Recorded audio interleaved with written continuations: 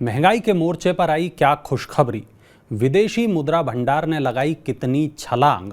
औद्योगिक उत्पादन की ग्रोथ क्यों है चिंताजनक और गौतम अदानी को मिली क्या राहत, जानेंगे हम आज के मनी टाइम में। नमस्कार, मैं हूं वरुण। स्वागत है आपका हमारे प्राइम टाइम शो यानी मनी टाइम में।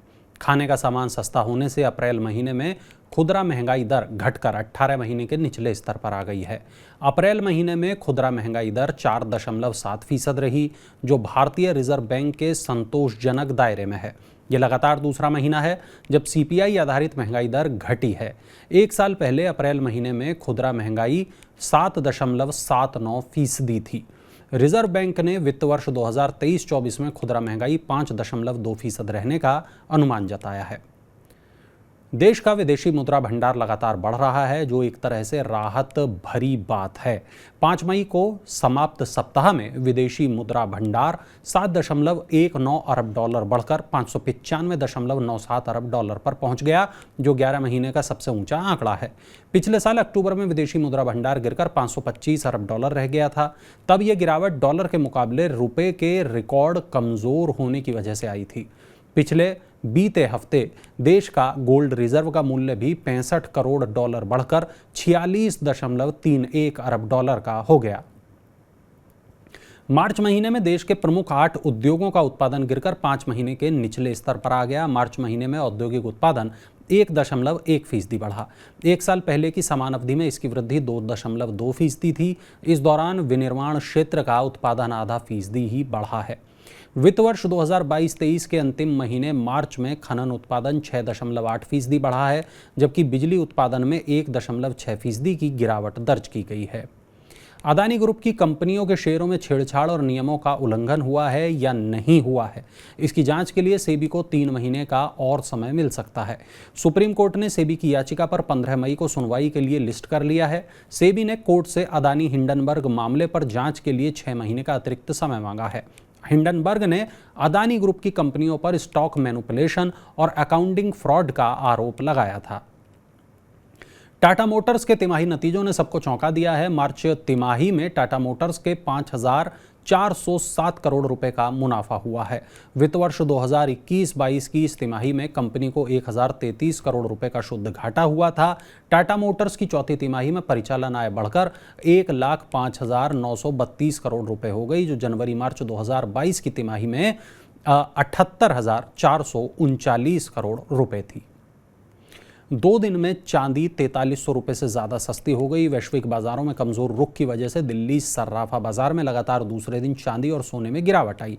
सोना 710 रुपये टूट गया, 60,970 रुपये प्रति 10 ग्राम रह गया। वहीं चांदी की कीमत 2690 रुपये लुढ़क गई और पहुँच गई 73,445 रुपये प्रति किलोग्राम पर।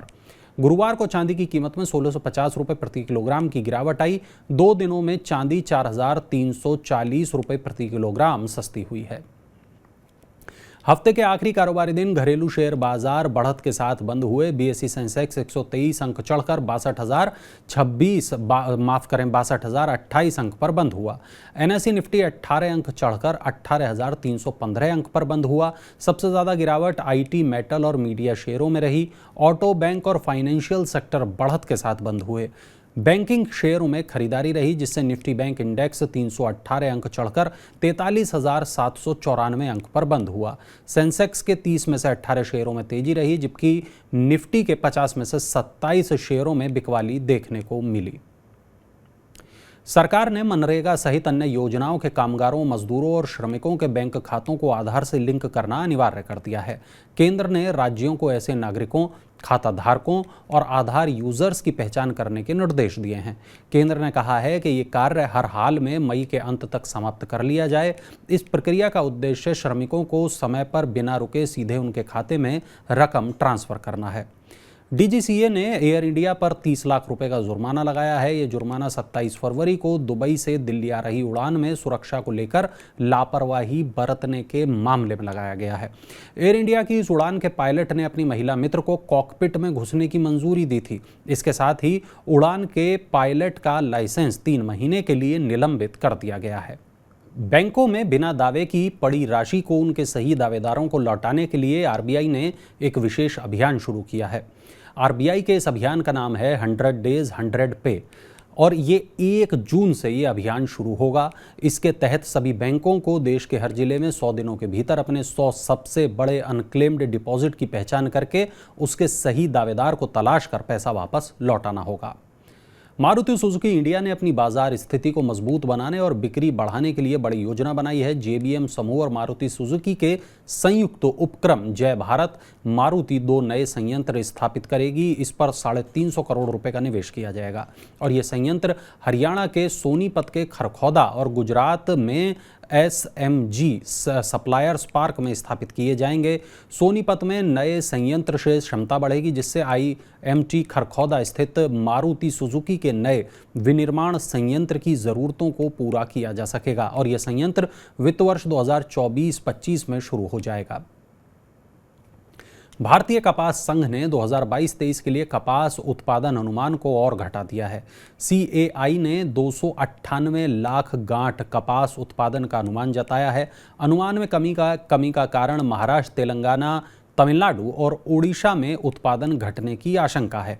पिछले साल कुल कपास उत्पादन 307 लाख गांठ रहा था।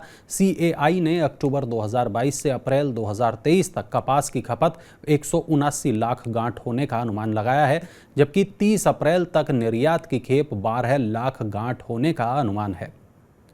उम्मीद है आपको मनी टाइम का हमारा आज का ये एपिसोड पसंद आया होगा। आपको हमारा आज का शो कैसा लगा बताने के लिए कमेंट बॉक्स में अपनी राय ज़रूर शेयर करें। आपके सुझाव हमें इस शो को और बेहतर बनाने में मदद करते हैं। अपने काम की खबरों को देखने के लिए मनी 9 के मोबाइल ऐप को ज़रूर डाउनलोड कर लें। नई खबरों के साथ अब आपसे मुलाकात होगी सोमवार को। तब तक आप बने रहिए मनी 9 के साथ, देखते रहिए मनी 9 के तमाम खास और ज़रूरी कार्यक्रम। नमस्कार।